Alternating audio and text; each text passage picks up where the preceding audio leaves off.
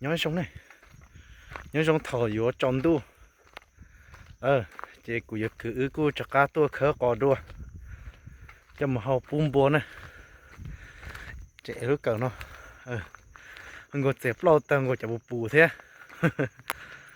nên dẹp bù rôn thế cũng chưa có chả bù bù thế không nên là bù nhưng chơi là bù nó chỉ plong để chị nên chắc ai vừa này nhọc anh chị giờ là tôi sáng bữa này hay mê sẽ chưa chạy chắc ăn cho của tôi cứ một khớp có nó chọc bây giờ chạy xì sườn đó nè cho nhiều cho chán này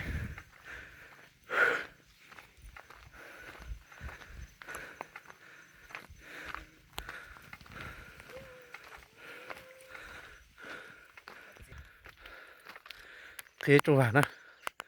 hà nó ôi trời trốn đủ chụp bò thế cho chị cũng ổn đấy hoặc là cứ mà chả chết thôi mà chả chết lo cả chỉ này chả chết gì này chết chỉ cho cụ theo vì vậy cũng mua tơ này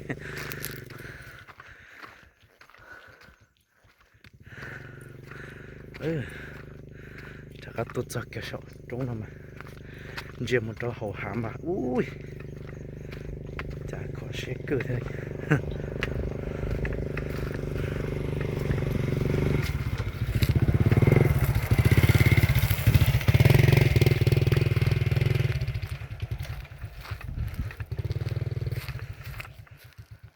này trong thời gian thế ạ ở chưa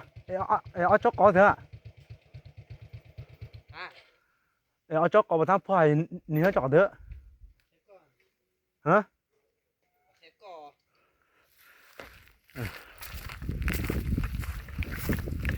đây của đây của tôi mỏ chỗ có nó khâu của to này vì tiền ở chỗ có nó nhau gì để ở trong tôi nhau gì để ít trong tôi giang này chỉ trả trong tôi giang thì lót chỉ tao còn mà ngủ ngủ đeo nó độc cũng nữa nó đeo nó giặc không độc hả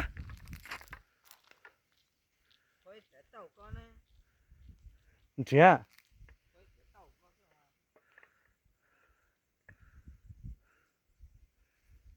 xe có tiếc kia chỉ có tôi cho đỡ nó chỉ có cho trống hạ or của tôi cho ở đây kít đỡ nè ở đây nặng rồi ở đây kít ở đây video nó mày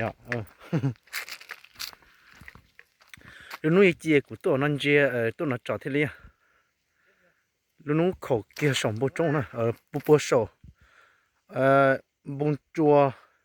bố sầu hậu chua nè chia cho nên bỏ là còn nó tí nè khó của cho tí cá chua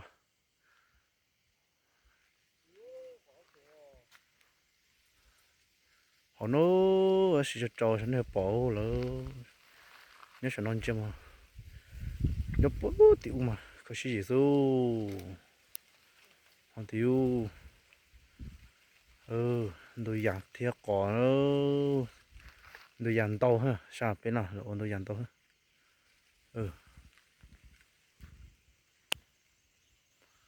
sao nó thiếu cho ít được nó chúng có tiêu rồi của tôi cười tia ở cho có nhỏ no này ở cho cái nhỏ có chung rồi từ cho tôi mò cái ha cho xe cơ xe không cho cứ tắt tỏ đúng rồi tôi chưa khơi là nó tôi khơi cho sát tỏ khỏi nít sẽ tôi khỏi được cụ thì có chừng có chuyện tôi có một chuyện tỏ hả khơi bên trong nó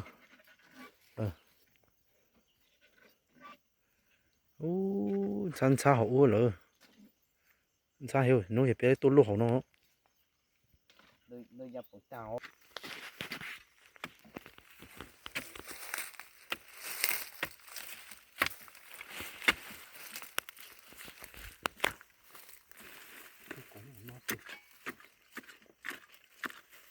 กูมกอluôn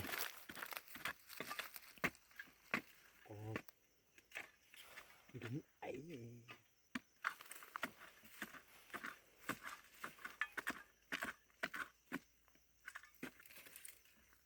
wow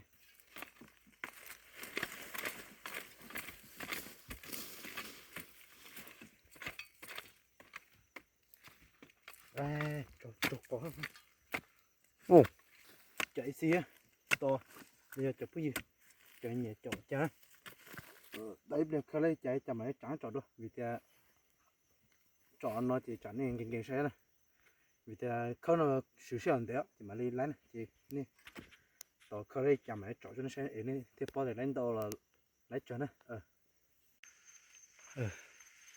thì cứ là khơi học cái tên rồi khơi ó cho nó ha cho nó không tên đâu nó xí nó to là nó tao nó chỉ chúa khó phăng đấy với cô thấy với cô khơi tàu ít cỡ này ha thì ví dụ mù này tiêu trống tu rồi ha chim mông bé trâu xà nữa tiêu trống tu tiền một giờ chơi một chai nữa chơi một chai tới ta chơi máy chúa của mò máy mò hậu thế thêm bố thế cả nó theo chọn hết chọn có lên đâu bỏ đi chắn này và chọn cho nó sai đó này mai chỉ lấy ý cỡ nó mà sẽ có cái chuẩn đồ nên đồ lấy sẽ nên thấy lù theo chín đến nè đồ lấy ô lú cái cỏ thì chuẩn đồ lấy chuẩn câu này mà còn cho hà lù ô độ đi đấy chọn men cho nó sai nè thì cùi ạ một chế thế vì thì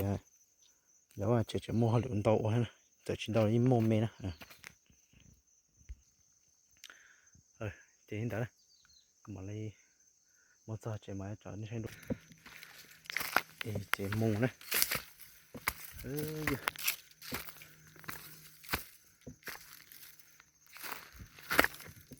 khó có nó y vậy nuôi củ hậu này mà cả ít vặt thì man đều nói của mấy bu chưa ha rồi em bố chín nó đó thì giờ thì mấy mốt bu lừa của mấy đầu lên mấy đầu cho nè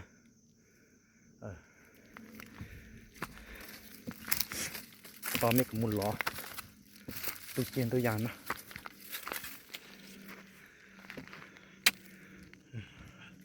lò tôi nói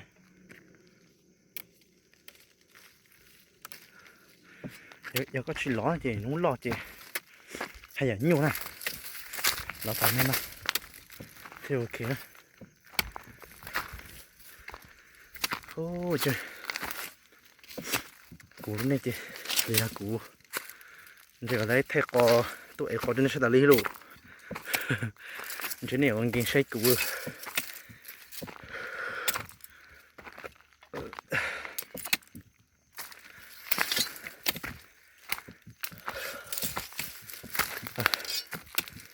đó là ít mà cho chế cha mà đi chọi cho nên xe đồ này cho bây giờ sử dụng đây đây rồi thao sợi gió này đặc biệt nó thổi ở bao mù đó một số phía cây một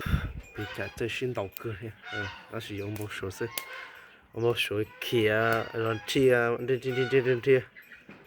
cái cục chỉ lọc của sớm mà cái mà cái của ớt xay cái nó của chỉ lá cái nó mà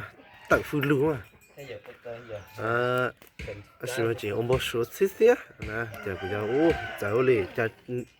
bố số mà tự phu lồng tiền nè xay cả lâu đó thế hay thì tiền nè bố số chỉ đâu đi thế thì dù cho nên một trò nằm mơ của họ có chế của chuyện cho sử dụng thảm số tổng chế theo sự tàu trọ cho nên sẽ cho con một của họ sẽ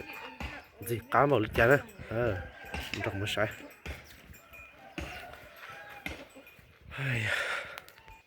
nói gì nằm mơ chế của chuyện cho sử dụng thảm tổng chế tôi chọn thổi củ chúa thế thổi củ hầu nè đây có này khổ đi tạo có mong đen củ tả gì khổ đi tả này nếu muốn đòi trong sơ xua sơ cho cái chớ thì bún bùa nè cho nên sẽ cho cái chớ ở gì thật tổ to nữa này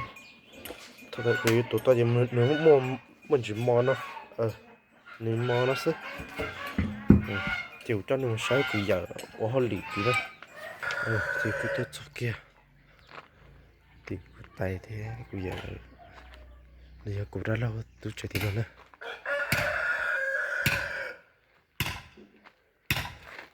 bây giờ cũng mẹ thì phun cả nhẹ tay gì nữa thì bên mua thì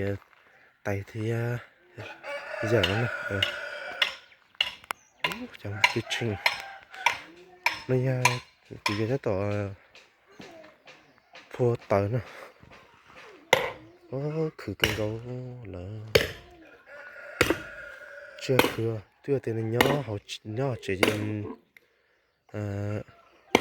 là nhỏ nữa thì chủ tao tôi được khó thì nó còn sao là nhỏ thế tôi thay cho củ đá lo nhỏ sáng tôi thì uống này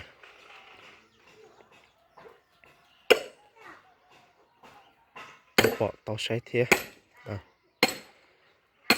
thì anh cho AC sẽ đây ạ cho thằng nói nó giờ lấy hay chỉ muốn lỡ bây giờ tao sấy nữa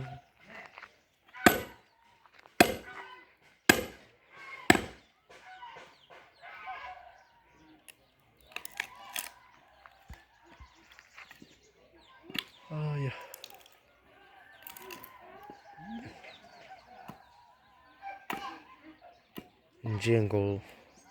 phải dùng phô thế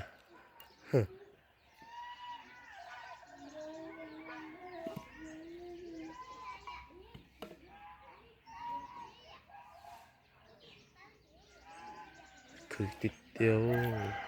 giờ là hai cái khử cân cô nữa你什么这么我发现chọn mẹ ấy chọn mẹ hoặc chọn lo chưa chọn lo hết là chọn dùng cái vậy mất phụ tao chỉ nói chuyện đó chọn mẹ ấy mất sót lợi chứ chọn nó muốn nó cho ta hả mất phải gì mất cho ta hả lúc bọn tung trả đấy chỉ有一招嘛，nó浓啊，是虾nó少啊，那是嘛，muốn đòi thế đi, chuyện tuần trống là chuyện nhỏ cho khẩn đó, lo đông chuyện đấy, nhưng sao mà chuyện lo số, để cho cụ già, chân xe cụ cháu một cho cụ tay ít lì thế, chứ cụ tay, cụ muốn chia thì chỉ buộc tay thôi, chỉ cụ tay muốn trở vào. Chỉ có cho bây giờ thôi, bây giờ anh chuyện không có tên chia thì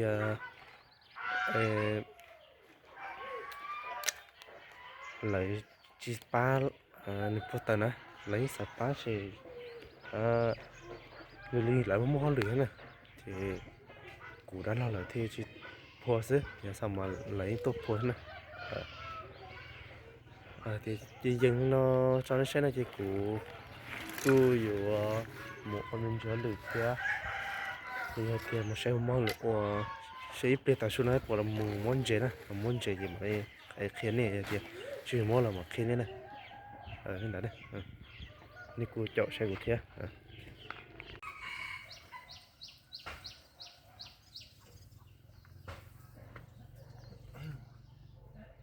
thìกูตัวจานแบบกูไปรู้ว่าหน่อยนะ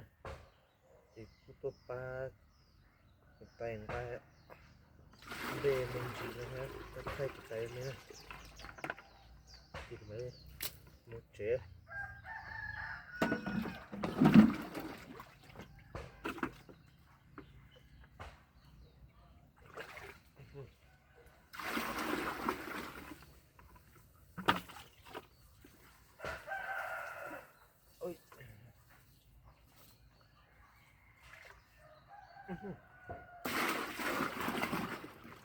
เด้อเด้อ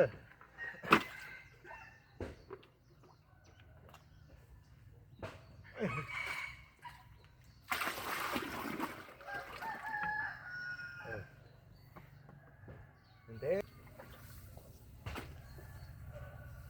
ไป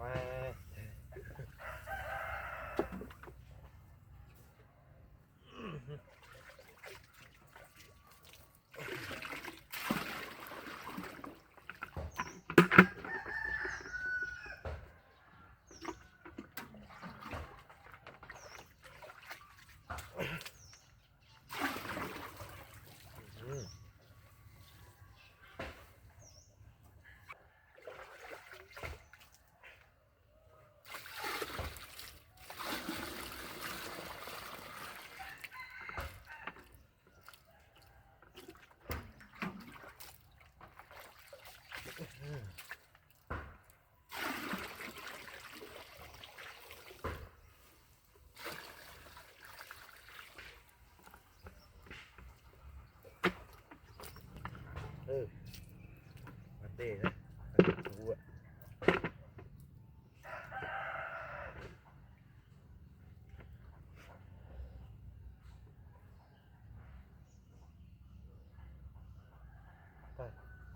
ก็ยืน2เตือแล้วหรอ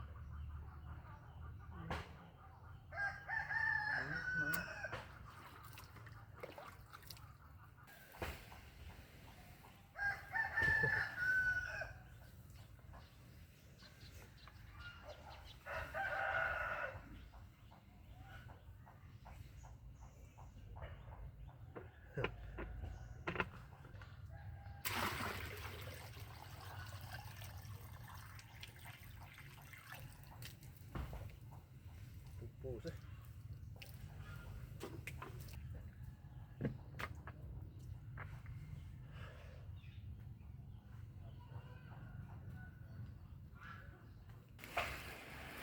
c'est good tay dư cháu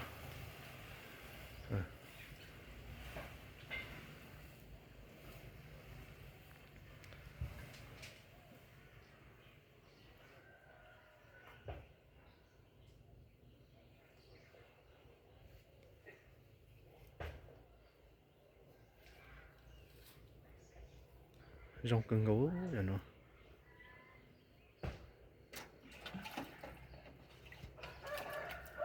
nó lót rồi cái chỗ nó sẽ à cái cu chọc cá một ơi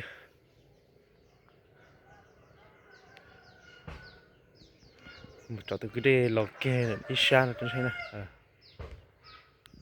nơi mà từ cái đê lọt kè này nó muốn nó chả ô nó chả ở cho xong và chả nó từ đê người nó chả